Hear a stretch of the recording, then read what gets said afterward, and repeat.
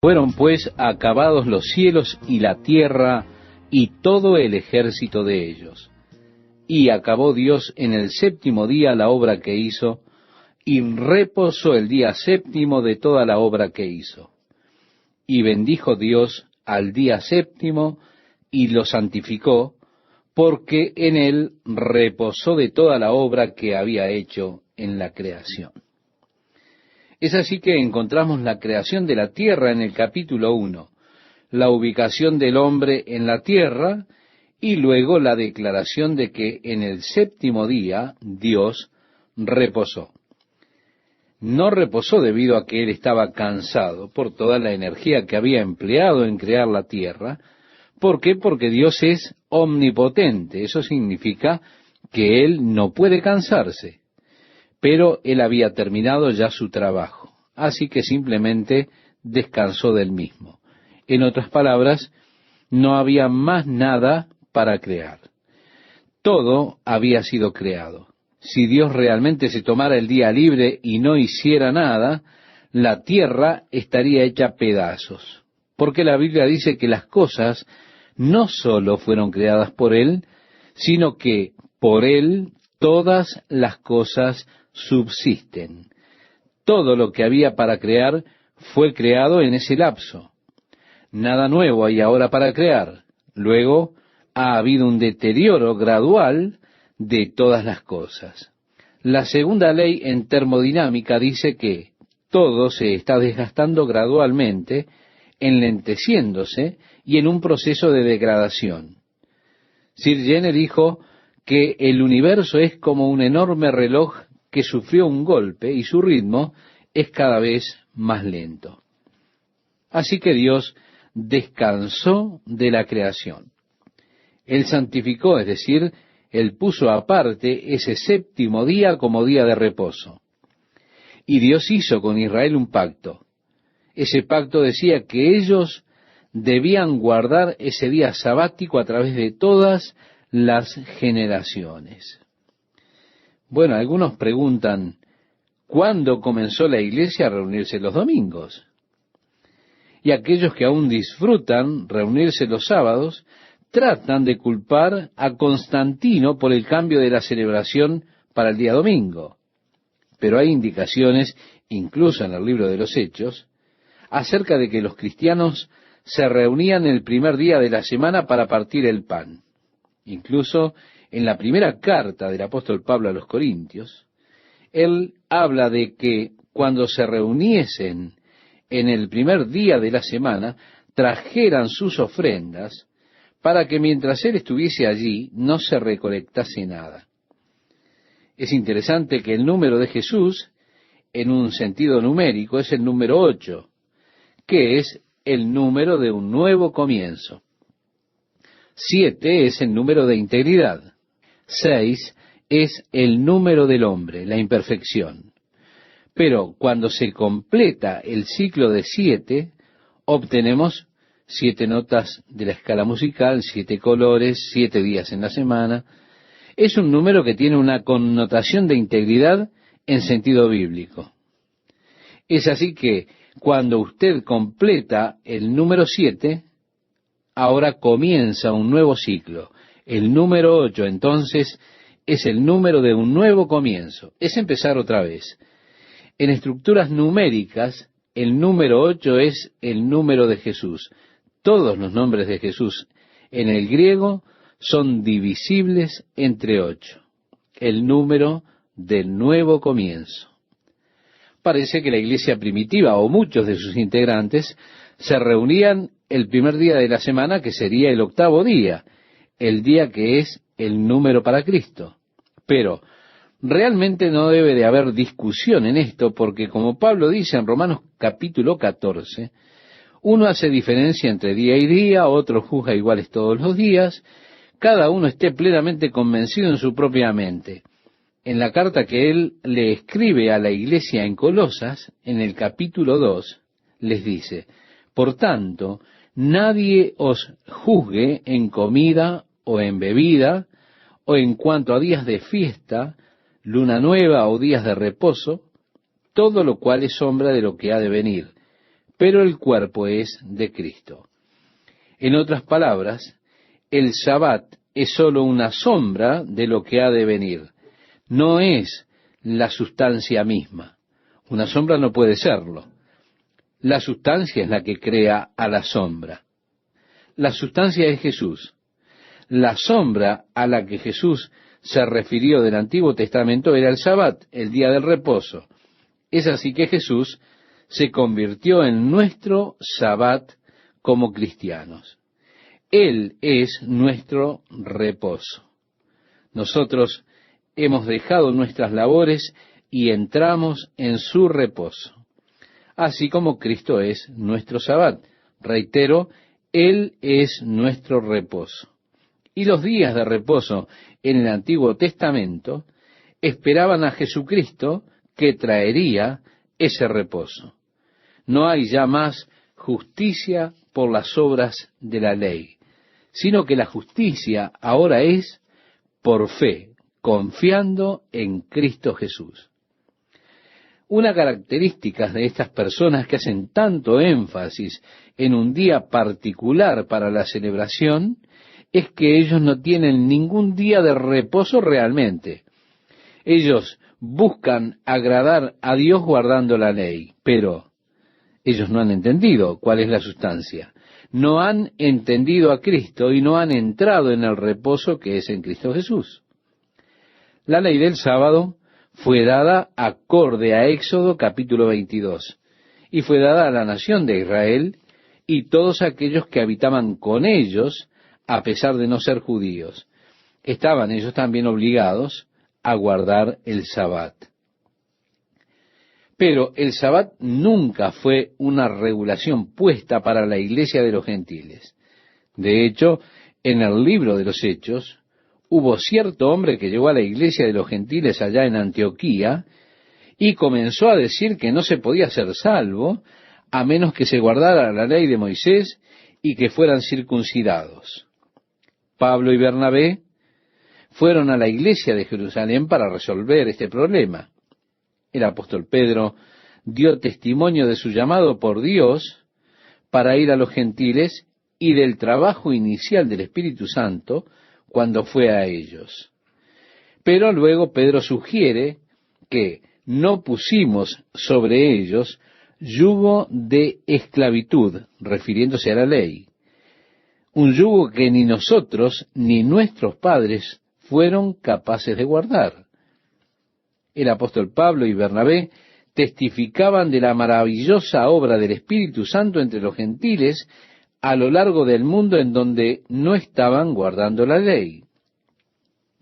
Finalmente Santiago dijo: sugiero que no pongan sobre ellos ninguna carga mayor que escribir y darles saludos cristianos, y decirles que se abstengan de lo sacrificado a ídolos y de fornicación, y si ellos hacen esto, hacen bien.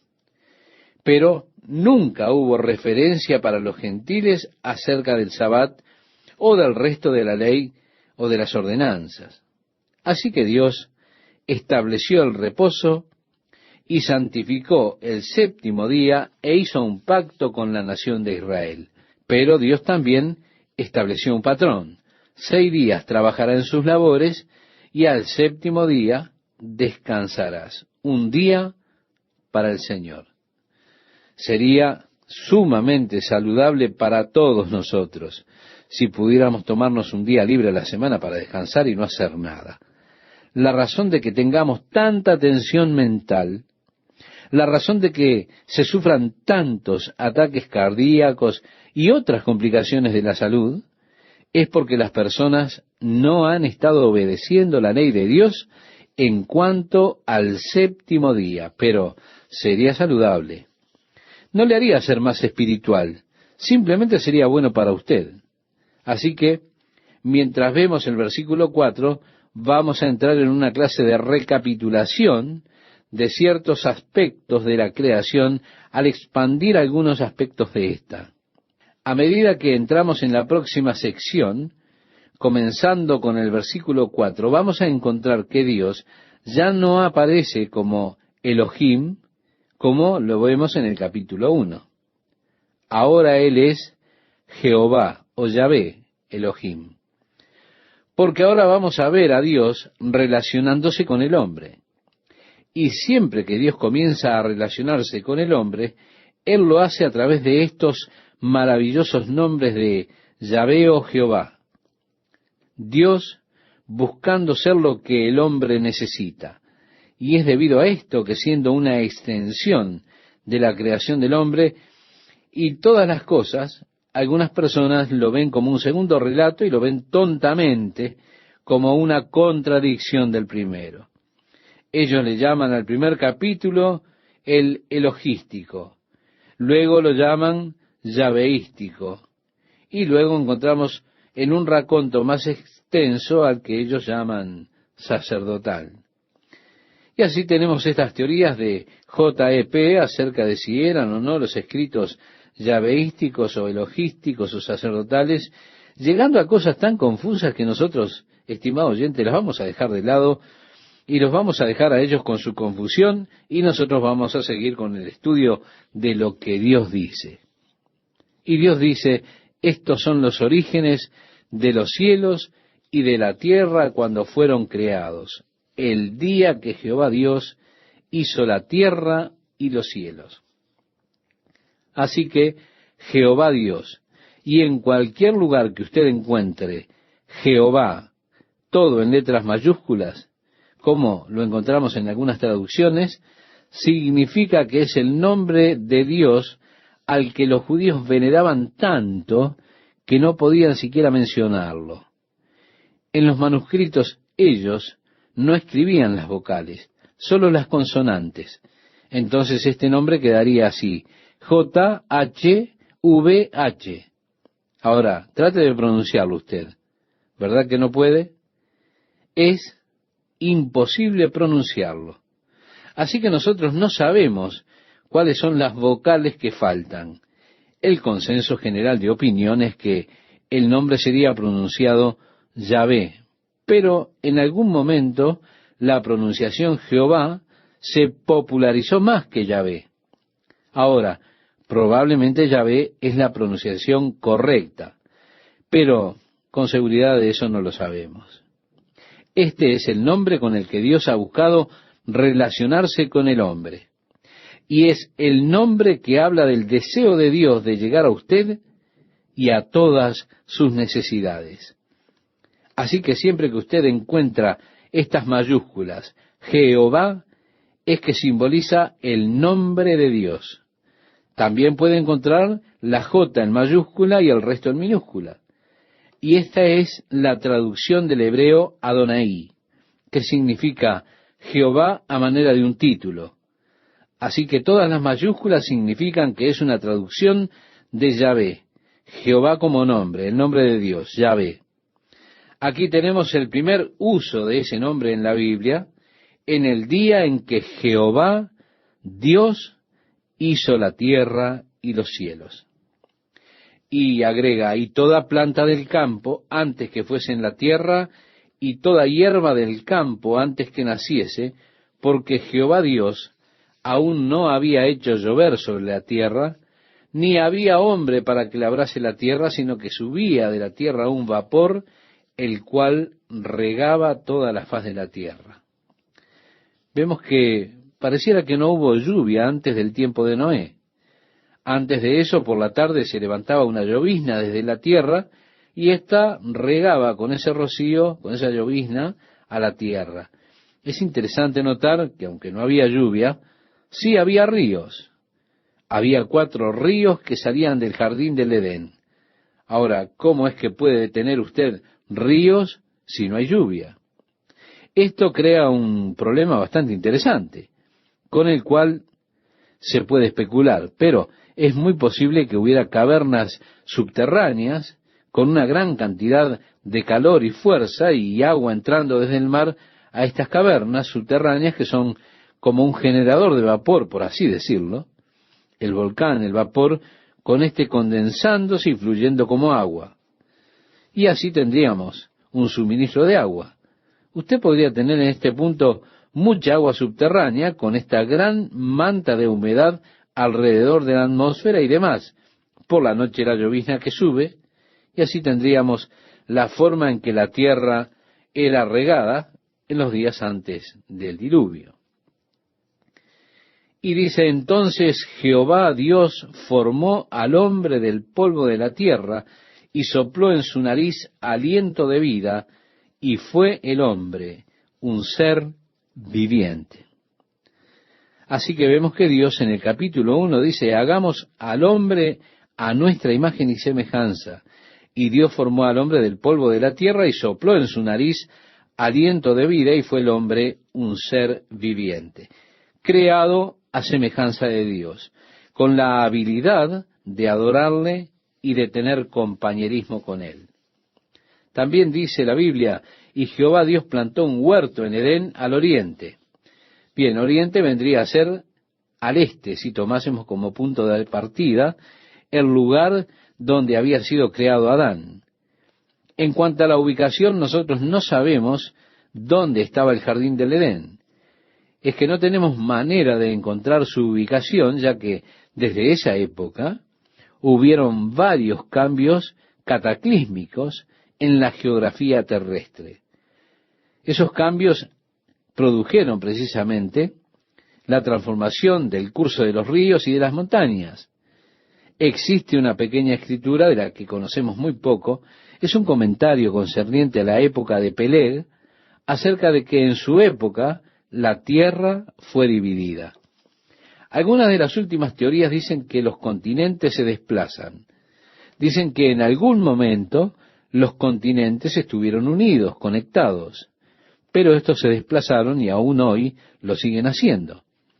Es una teoría muy interesante.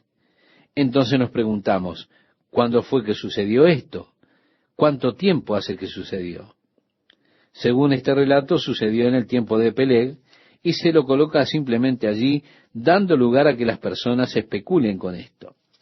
Nosotros llegaremos a esto en unos momentos aquí en Génesis.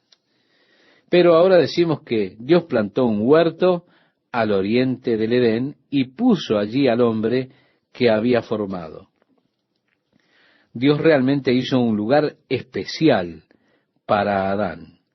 Él hizo este jardín, o plantó este jardín, y luego puso al hombre en él. Y Jehová Dios hizo nacer de la tierra todo árbol delicioso a la vista y bueno para comer, también el árbol de la vida en medio del huerto, y el árbol de la ciencia del bien y del mal. Estimado oyente, aquí tenemos un hermoso jardín que Dios plantó con árboles florecientes y llenos de fruto. Todo puesto allí para que el hombre lo disfrutara. Eso debe haber sido realmente hermoso. En el medio del jardín había dos árboles. Uno, el árbol de la vida. El otro, el árbol de la ciencia del bien y del mal. Y continúa la Biblia diciendo, y salía de Edén un río para regar el huerto, y de allí se repartía en 4 brazos. El nombre del uno era Pisón, este es el que rodea toda la tierra de Havilá, donde hay oro. Y yo le digo, si usted pudiera deducir dónde está su ubicación, podría ir en busca del oro de Havilá. ¿Dónde queda? No me pregunte, no lo sé. Y el oro de aquella tierra es bueno. Hay allí también bedelio y ónice. El nombre del segundo río es Gión. Este es el que rodea toda la tierra de Cus. Pero sin duda es una ubicación diferente a la que tenemos hoy. Algunos piensan que tal vez sea una referencia al río Nilo. Pero realmente hay muy poca relación entre el Nilo, el Tigris y el Éufrates, que son los próximos 2 ríos que se mencionan. El nombre del tercer río es Hiddekel, actualmente el río Tigris. Este es el que va al oriente de Asiria, y el cuarto río es el Éufrates. Así que 2 de los ríos, el Tigris y el Éufrates, algunos creen que eran una clase de canales que conectaban al Tigris y al Éufrates en la llanura de Babilonia. Algunos tratan de ubicar el jardín del Edén en algún lugar de la llanura de Babilonia, en el territorio situado entre el río Tigris y el Éufrates. Y ellos dicen que esta es la cuna de la civilización.